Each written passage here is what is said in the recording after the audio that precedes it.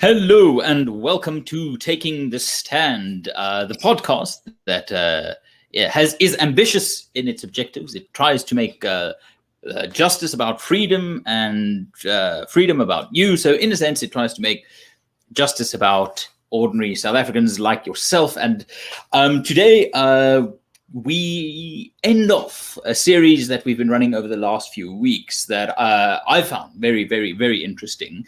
And Sara has been our loyal companion in these last few episodes because sometimes you just need to rely on the wisdom of the slightly more battle-scarred lionesses of the pride. And Sara is...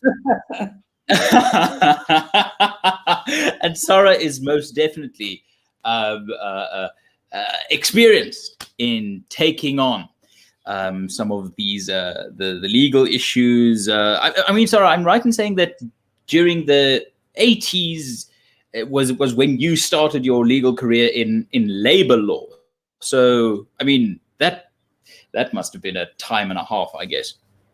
Well, it was. I mean, it was very exciting. I mean, the legal fraternity was horrified because labor law wasn't based on what everything, all the other types of law was. So, it was like the Wild West. Oh, and speaking of wildness, at least, if not the West, here in South Africa, we've been looking at the rule of law for a long time, and this series has focused on it. And I'm so glad that we come to the end of this series. And today's episode is essentially a bit of a summary episode, perhaps not a quite too long didn't watch or too long didn't read episode, but to bring the strings together to consider if the 8 principles that Lord Bingham lays out in his fundamental lecture that became a book, The Rule of Law, if those are the true ingredients of the rule of law, as I suspect they might be, how's the state of the rule of law in South Africa? So a quick recap, these 8 principles that we've covered over the last few weeks: accessibility, law, not discretion, equality, exercise of power, human rights, dispute resolution, fair trial, and compliance with international law. So, Sara, with those 8 points being the 8 legs of this particular spider, what do you think of the health of the rule of law in South Africa? If we were to look at these things as 8 animals or species, which of these should we be most concerned about, are close to extinction and need our intervention to be saved and conserved? It's quite a tricky way to think of it, because I think all 8 elements of the rule of law are there. I don't think they're necessarily close to extinction, perhaps, but what I could say is, and it's a slight divergence that will come back to these things, and that is the fact that whatever aspects of the rule of law, or all of them that you have in your system, their longevity will depend on the quality, to a large extent, of a government in power at any given time. And I think we've seen that with having an ANC government that's had till now a fairly to significantly safe majority. It's very tempting, and they have on occasion and increasingly run sort of roughshod over the principles of the rule of law, and they can do so by virtue of their political power. And I think one of the problems is that first of all, power is corrupt, and so the tendency to want to exert power over the rule of law, which is intended to limit that power vis-a-vis ordinary South Africans, is very tempting, and the ANC has succumbed. And it's the case of whether you have any impact on who your judicial officers are. It's whether you have the resources or exercise to put the resources into making access to the law affordable or manageable for people who can't otherwise afford it. again, human rights, it can be quite tempting to try and limit human rights if they get in the way of your power. So while I'm just going to use a simple example, not that it applies so much, but it's at certain points the government has been tempted to interfere with our freedom of expression through access to the media. It hasn't succeeded, interestingly enough, and that's partly because there are so many interests, invested interests and otherwise, in keeping your media free. But it's, for example, the move towards expropriation without compensation is one of the many ways the government is trying to get power into the hands of the government and away from people. The ownership of property shall, if not the ownership, the control shall vest in government, and we will be, as a people, we are at the mercy of what the government does, and it cannot use privately owned property to advance our own lives. So that, to give an example, I think your biggest limitation or potential limitation on your rights and your access to the law and who your judicial officers will be can be very determined by the numerical, literally the numerical strength of your governing party. So I don't think it's the law per se that in any way or much affected, as much as it is affected by how you're governed and who you're governed by. I must say that that's something that people often get wrong about the rule of law. The rule of law does not mean the rule of legislation. It is almost more accurate to speak of it as the rule of justice, that you've got a system where even the powerful, like the state, are subject to this principle of just action. So I think the rule of law, it is the phrase we use, and it is, been popularized for the last, at least 500 years in the legal tradition from which we stem in South Africa. But I think it's a very important point to make, that in the end, the rule of law is about the limitation of power, just like democracy is about the limitation of power. So if you want democracy, if you want justice, you must ensure that power is not centralized. And I think that that's so a tragic situation in South Africa, that we are in a country where people have just given up on trying to influence either who holds power or how the people who have power use it. And your media reference is very interesting. Let me get stuck in that for a while. I think, don't you think it's almost special, or not special? What's the word? You said that there have been efforts by the ANC government, as there was, of course, by the National Party government, to curb freedom of speech. And I do think freedom of speech today is in a much healthier state than freedom of speech when you started your law practice in the 80s under P.W. Botha, with his digit pointing to, I don't know, a receding hairline, but I shouldn't say too much about those. But when it comes to the idea of freedom of speech, you've almost got a natural occurring lobby group in the media. Isn't it interesting that of all the other rights, freedom of speech is the one that is the most contested, because you've got this almost sector or industry devoted to it?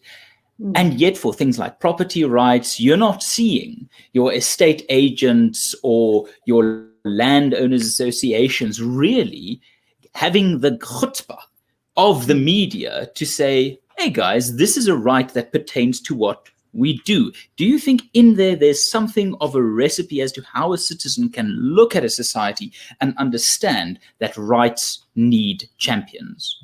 Well, you see, the thing is that for me, the fundamental saving society lies in freedom of expression. And because it's been an issue for as long as South Africa's existed, probably, you have a media that has spent decades, if not hundreds of years, trying to retain the freedom to say what needs to be said to the public. So it's a strong lobby. But it's a lobby that exists every day, all day and every day, and it has something. I mean, there's something interesting about the fact that unless it does something drastic, the freedom of the media, of ourselves, to say what we think has survived. The problem is in the other areas like property rights, whether it be related to your literally your home or your pension fund or whatever it might be, those issues come up as a consequence of draft legislation. And so the idea of forming a lobby group to fight it becomes complicated. One is the people who need to really get involved in the fight have never been involved in a fight before. So it's a little bit out of their experience. And the other thing is a tendency to see the government as a partner, not as an opponent. And some of the law that's been drafted is oppositional. It should be tackled. We're used to fighting for freedoms because that's what we do. We've been doing it for 92 years. And the problem is you've got to overcome a whole lot of reluctances. And one of the great reluctance is you sort of tend to think that either the government know best or my bread is buttered from the government. And then, of course, there's just the issue of having the guts to take a stand. And it's those elements that all make the taking a stand against the government so difficult. I mean, for very many interest groups, it's just it's unthinkable. It's not what they've done in the past. The problem is that sometimes the rule of law will be upheld and supported if you take a stand against the government, not if you don't. And it's a very complex process to suddenly start getting involved in. But we've seen it more and more. And perhaps the interesting thing that happens when you still have freedom of speech is if you look at the current process leading up to the elections, the ANC did not put in all its candidates, the list of candidates to the IEC, the Independent Electoral Commission, on time. And the Apex Court basically said, tough.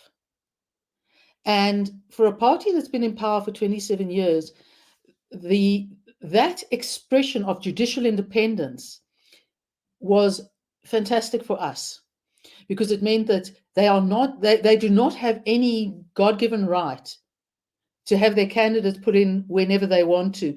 There are rules, and most of the political parties complied with those rules.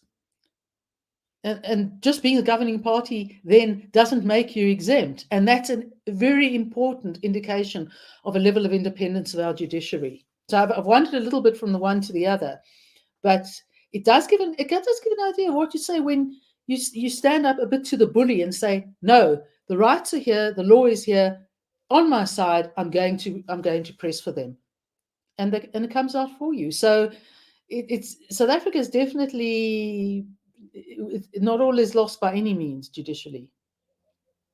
And I must say that when people ask me, when they hear I'm sort of involved in what one might call politics without, party political and election and stuff, but we are involved in the political arena, they always ask, okay, so what's happening to the country? And I have a staple response to which which is South Africa is in a more precarious and dangerous position than most people realize, but there's also a lot more to play for, a lot more hope than people often see. So it's this weird thing of it's worse than you can imagine and it's better than you can think.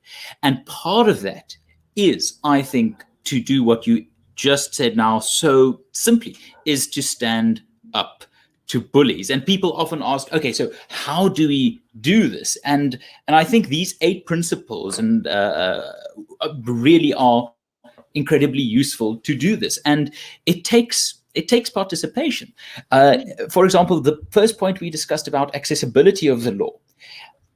If people with law degrees like you and me and Dr. Anthea Jeffrey look at the COVID regulations last year and cannot understand head or tail from it, I think it's time that citizens sort of take up the baton and write an email to an MP, to Parliament, to a newspaper. Use the freedom of speech you've got. Use that ability to express an opinion and say, my word, I cannot understand this law. What is going on here? You're trying to tell us how the country should function. I can barely understand how the sentence functions. There is something to be said for even the most basic thing. So it's almost from accessibility, something very, very simple, all the way to compliance with international law, is to say, well, if I want to do my taxes, I need to understand taxes. If I want to practice my religion, I need to understand my religion. If I want to be a citizen, well, let me understand citizenship. Let me try to figure out what goes into this activity, because the outsourcing of political decision-making is the greatest threat to the rule of law in this country. Absolutely. And it's always. Absolutely. And the thing is that the reality is one wants to sort of appeal to people not to feel daunted by what they may understand us to say about their responsibility, because their responsibility could be as little as signing a petition or petitions, because there are plenty of petitions in. It could be, and it's again like voting. You know, your individual signature, like your vote, may not feel like much, but if there are enough of you, it can make a difference. And very often, you know, little acts such as petitions or representations can slow down a process, and sometimes slowing down a process ultimately changes the outcome of that process. But your involvement can also be, it can literally, as you say, be as little as writing an email, or writing support, or donating $10 or whatever it is to an organization who can lead the charge for any of those people who are supportive. So it doesn't have to be, you don't have to go out marching in the street, although South Africans do that quite well and do that quite often. But it's not, if it's not your cup of tea, there are other ways of doing it. And the trick about saving the 8 aspects of the law is about using what's available at the appropriate time, in the appropriate way, to the extent that you can. It's not a zero-sum game. It's as you say, it helps. For example, if a lot of people are opposed to a piece of legislation, it certainly builds up a pressure. Processes slow down. It becomes the question, even where a governing party has a significant comfortable majority, you are not there to make their lives simple. To the extent you make it complicated and you use your rights to do so, more power to your elbow. And I think a final thought from me is, it's sort of like asking someone, how do you start painting? You can start with either colors or technique or objects or the amount of entry points to this activity really depends almost on your imagination. And whether it's an email, whether it is liking a Facebook page or following a Twitter account that gets you the nuggets of information so that you can start building this knowledge base. It can be anything from standing as a parliamentary candidate or as a public representative at the highest level, to simply being willing to stand next to a Susati on a fire and saying, you know what, I don't agree with this idea. It's so instinctive that the greatest piece of weaponry that those opponents of freedom have is isolation. We have become so isolated. And I saw this the other day. I'm currently looking to buy a house. I seem to be at last becoming part of the white monopoly capital, because I will now be a landowner and I will merit the hate that I might receive. But it was a special moment when I realized I had 10 minutes before the estate agent came to a specific house I was interested in. And I thought, well, that neighbor is sitting on their stoop. And I went up to the bell and I rang the bell, and I felt so oddly uncomfortable yet exhilarated. Then I spoke to this person, asked, how is this neighborhood? And then after I did that, I thought, well, I could do this again. I went to the next house, rang the bell. The lady came out. I asked her, how is this neighborhood? And I realized that in 10 minutes, I built something that could help me feel part of a democracy and feel empowered to fight for the rule of law. And that is why I think Fan's idea of empowering people, building relationship of trust, and connecting people. Sure, if you want to build the rule of law, fight for the rule of law. Sara, what more do you need? The freedom to speak about it. The freedom to let's put it this speak way. about it. Let's put it this way. Let me give you a little example before we go. Report a pothole. You know, I know we complain bitterly, but people who administer these things, to give them credit, and we don't often give them credit, probably justifiably, don't always know, you know, they can't sort of imagine your pothole. Unless you tell them you've got a pothole outside your house, they don't know. And some, you know, I've been a pothole reporter of note. And it's, again, you know, a critical mass of reporting does achieve a result. That doesn't resolve the political problems with why we have lots of potholes by any means. But it gives you some level of a sense of control over the process that other people are ignoring or buggering up. And it's not everything, but it's something. It's about doing things that make your life better. And perhaps a useful metaphor is to think about that idea of make your bed. First thing in the morning, make your bed. Have you, you know, done the things that you wanted to do? Is your day suddenly a success once you've made your bed? No, but you've got one small success to go on. You've got one small success to launch your day. Report that pothole, send that email, like that Facebook page, perhaps read that article somewhere. It's really the small bits and pieces. And I said to a member of our fan team this morning, there's no big thing in politics. It's just thousands and thousands and thousands of little things that can make freedom important, that can make justice real, and that can make the rule of law something that is the ownership of citizens and not the hobby of the state. Sara, I cannot thank you enough for taking us on these last few episodes through this journey. I love this series so much. We are going to do the next one. I've already got a few ideas that which we shall discuss. And yes, as I always say at the end of these podcasts, is it's worth it to get involved. If you're not going to get involved, no one else is. And you need to fight, because why? Say it with me at home. Your freedom is worth fighting for. Thank you, everyone. See you next week.